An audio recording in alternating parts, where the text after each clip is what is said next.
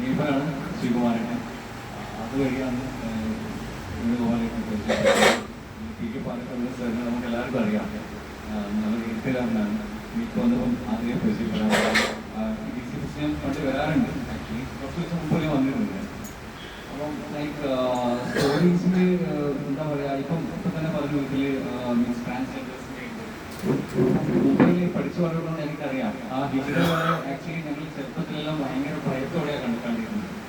കാരണം അവർ എന്തും ചെയ്യും എന്നുള്ളൊരു പേടിയായിരുന്നു. കാരണം അവർ ഇനീഷ്യലി വന്നിട്ട് ഇപ്പം ഇവിടെ തുറന്നു പറയാം, അവർ ഇനീഷ്യലി വന്നിട്ട് നമ്മൾ പൈസ കിട്ടും. നമ്മൾ പൈസ കൊടുത്തില്ലെങ്കിൽ അവർ കൂടി കൂട്ടി കാണിക്കും. ബേസിക്കലി ഇത് അവർ ചെയ്യാം. ചെറിയ കുട്ടികളെ കണ്ടാലും കെട്ടിപ്പിടിച്ച് ചുമ്മാ വെക്കുക, അങ്ങനത്തെ ഒക്കെ വീട്ടിലുള്ള ഒരു ടീംസാണ്. പക്ഷേ അതിന്റെ പുറത്ത് അവർക്ക് കുറെ കഥകളുണ്ട്. എസ്പെഷ്യലി എന്നോട് ശ്രീകുമാരാന്ന് പറഞ്ഞത് ബസ്സിനെ പറ്റി ജസ്റ്റ് ഒന്ന് എനിക്ക് വിവരിച്ചു തന്നിരുന്നു. ഗ്രാൻഡ് റോഡിന്റെ വിഷയങ്ങൾ, ഗ്രാൻഡ് റോഡ് അത് ബ്രിട്ടീഷുകാരാണ് കൊണ്ടുവന്നത്. സോ ഒക്കെ ഈ പുസ്തകത്തിൽ ഉണ്ടാവുമായിരിക്കും, എനിക്കറിയില്ല. പക്ഷേ ആ ഒരു കഥകൾ എനിക്കൊരു ഇതിൽ ഇൻസ്പിറേഷൻ അത് വായിക്കാൻ വേണ്ടിയിട്ട്. ബട്ട് അതിപ്പോൾ ഒരു ബുക്ക് പബ്ലിഷ് ആയി ഫെബ്രുവരി എന്ന് പറഞ്ഞിട്ട്. ഈസി അല്ല, മാൻകൈൻഡാണ് ചെയ്തത്. സോ അതിലൊരു മലയാളം പുസ്തകം എഴുതാൻ വേണ്ടി ശ്രമിക്കുന്നു. എനിക്ക് മലയാളം എഴുതാൻ അറിയില്ല. സോ ലൈക്ക് ഇംഗ്ലീഷ് എഴുതിയിട്ട് ട്രാൻസ്ലേറ്റ് ചെയ്തിട്ട് എഴുതാൻ വേണ്ടി ശ്രമിക്കുന്നുണ്ട്.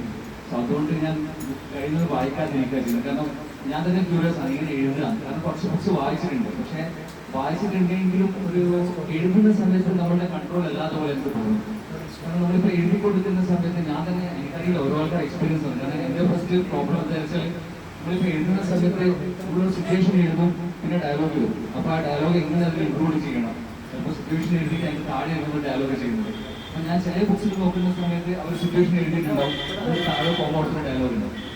അപ്പോൾ അതിൻ്റെ കൺസ്ട്രക്ഷൻ എനിക്ക് മനസ്സിലാവില്ല. പിന്നെ ഇത് ഏത് ലെവൽ വരെ പോകാം. കാരണം ഫസ്റ്റ് പെട്രോളിനെ എഴുതുന്ന സമയത്ത് അതിൽ കുറച്ച് റൊമാൻസ് വന്നപ്പോൾ ഞാൻ കൺഫ്യൂഷനായി. ഇത് ഏത് ലെവൽ വരെ നമുക്ക് പോകാൻ പറ്റും. അപ്പം ഭാഗ്യത്തിന് അവിടെ ചിപ്പി ചേച്ചിയുണ്ടാണ്. ചിപ്പി രഞ്ജിത്ത് നിങ്ങൾക്ക് എല്ലാവർക്കും അറിയാം, സീനിയർ ആർട്ടിസ്റ്റാണ്, പ്രൊഡ്യൂസറാണ്. ഞാൻ ചിപ്പി ചേച്ചിയോട്, അപ്പോൾ ചേച്ചി ചോദിച്ചു, നീ നിന്റെ ഭാഷയിലോ നിന്റെ ഫ്രീഡത്തിലോ നീ കൈ കെട്ടണം. കാരണം ഭാഷ ഈ പറഞ്ഞ പോലെ MP സാറിൻ്റെ ഭാഷയല്ല ബഷീർ സാറിൻ്റെ ഭാഷ, രണ്ടും കംപ്ലീറ്റ്ലി ഡിഫറെൻ്റാണ്. നീ നിന്റെ ഭാഷയിൽ എഴുതുക. നിനക്ക് സ്വാതന്ത്ര്യമുണ്ട്. ഏത് ലെവലിൽ വരെ നിനക്ക് റൊമാൻസോ എന്താ നിനക്ക് എഴുതുന്നത് നിനക്ക് എഴുതാൻ പറ്റും. വായനക്കാരൻ തീരുമാനിക്കട്ടെ എവിടെ അവർ സ്റ്റോപ്പ് ചെയ്യണം, എവിടെ അവർ സ്കിപ്പ് ചെയ്യണം. നിന്റെ ഐഡിയാസ് അത് ഫ്ലോ ചെയ്ത് പോട്ടെ. അങ്ങനെ അത് ചെയ്തു. ഇപ്പോൾ മലയാളം എഴുതുമ്പോൾ എനിക്ക് കൺഫ്യൂഷൻ, അങ്ങനെ ഇങ്ങനെ എഴുതണം. ചിലപ്പോൾ കഥാപാത്രങ്ങൾ സംസാരിക്കുന്ന സമയത്ത് എഴുതും, പിന്നെ അത് വെച്ചിട്ട് പോകും. അതുകൊണ്ട് ഞാൻ പെട്രോളിൽ തീർക്കാൻ 1.5 വർഷം എടുത്തു. ഇത് ഓൾമോസ്റ്റ് 6 months ആയി, എവിടെ എത്തിയിട്ടില്ല കഥ. സോ അതുകൊണ്ട് തന്നെ ഈ ചർച്ചയിൽ ഇപ്പം കുട്ടിയോട് പറഞ്ഞ പോലെയാണെങ്കിലും ഏറ്റവും യങ്സ്റ്റ് ഞാനായിരുന്നു. കാരണം എനിക്കറിയില്ല, ഞാൻ ഏറ്റവും പുതിയതാണ് ഈ റൈറ്റിംഗ് ലോകത്ത്. ചേട്ടൻ്റെ വീട് ചേട്ടൻ്റെ പുസ്തകം തുടങ്ങി 3 വർഷമായി. ഇത്ര കോപ്പികൾ എഴുതുന്നുള്ള സന്തോഷമുണ്ട്. അതിനോട് ഇംഗ്ലീഷ് ബുക്സിന് എന്നൊരു ഇവിടെ ഒരു മാർക്കറ്റ് ഉണ്ട്. ഞാൻ കണ്ടിടത്തൊരു മാർക്കറ്റ് ഉണ്ട്. പക്ഷെ എവിടെ ചെന്നാലും ഇംഗ്ലീഷ് ബുക്കാണോ, ഓക്കെ എന്നാൽ വേണ്ട, മലയാളത്തിലേക്ക് സ്കിപ്പ് ചെയ്യാം എന്നുള്ളൊരു രീതി അറിയുന്നത്. സോ തീർച്ചയായിട്ടും ചേട്ടി ബുക്ക് ഇനിയും നന്നായി വളരട്ടെ. PK സാർ പറഞ്ഞതുപോലെ ആക്ടേഴ്സ് കൊണ്ടല്ല, കഥകൾ കൊണ്ടാണ് ഈ ലോകം സൃഷ്ടിച്ചിരിക്കുന്നത്. നമുക്ക് എല്ലാവരുടെ മനസ്സിൽ ഓരോ കഥകളുണ്ട്, ഓരോ സിറ്റുവേഷൻസ് ഉണ്ട്. സാർ പറഞ്ഞതുപോലെ തന്നെ നമ്മൾ വിചാരിക്കും ഇങ്ങനെയല്ല. എൻ്റെ പക്ഷം ഇപ്പം തലശ്ശേരി നടക്കുന്ന ഒരു സംഭവം, ഇതൊരു പാർട്ടി ജയിച്ച് എന്തൊരു സംഭവം, നമ്മളിപ്പോൾ ഇവിടെ വന്ന സംഭവം തന്നെ എൻ്റെ പക്ഷം ഇങ്ങനെയല്ല, അത് എൻ്റെ കാഴ്ചപ്പാട് എങ്ങനെയാണ്, ഞാനതിനെ എങ്ങനെയാണ് കാണുന്നത്, എങ്ങനെയാണ് വീക്ഷിക്കുന്നത്, അതിൽ എന്തായിരിക്കും എൻ്റെ ക്ലൈമാക്സ്, അത് വ്യത്യാസമായിരിക്കും.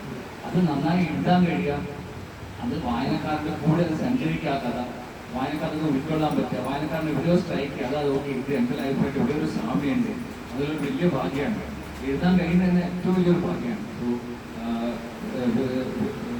അത് ചെയ്തിട്ടുണ്ട്. എനിക്ക് എല്ലാവിധ ആശംസകളും നേർന്നുകൊണ്ട് അത് വാക്കുകൾ ചെയ്തിട്ടുണ്ട്. Thank you.